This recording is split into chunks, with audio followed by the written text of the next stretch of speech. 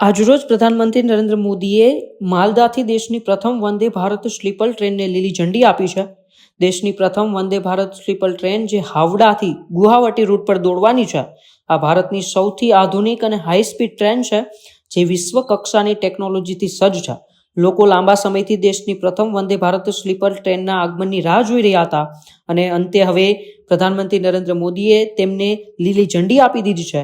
આ ટ્રેન સ્વદેશી ટેકનોલોજીનો ઉપયોગ કરીને બનાવવામાં આવી છે અને તેનું સફળતાપૂર્વક પરીક્ષણ પણ થઈ ચૂક્યું છે. થોડા દિવસ પહેલા કેન્દ્રીય રેલવે મંત્રી અશ્વિની વૈષ્ણવે જાહેરાત કરી હતી કે નરેન્દ્ર મોદી ટૂંક સમયમાં આ ટ્રેનનું ઉદ્ઘાટન કરશે.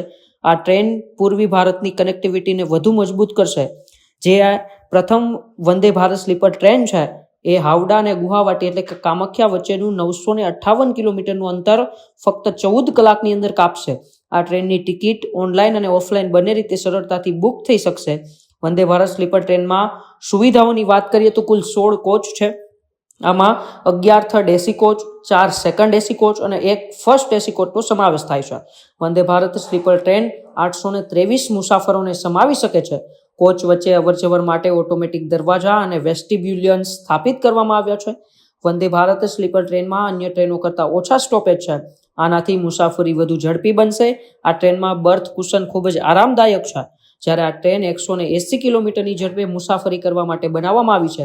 જ્યારે ટ્રેનની ટિકિટના ભાડાની વાત કરીએ તો ભારતીય રેલવેએ વંદે ભારત સ્લીપર ટ્રેનના ટિકિટના ભાડા વિશે માહિતી આપતા જણાવ્યું કે થર્ડ એસી કોચમાં 400 કિલોમીટરની મુસાફરી માટે મુસાફરોએ ₹960 ચૂકવવા પડશે.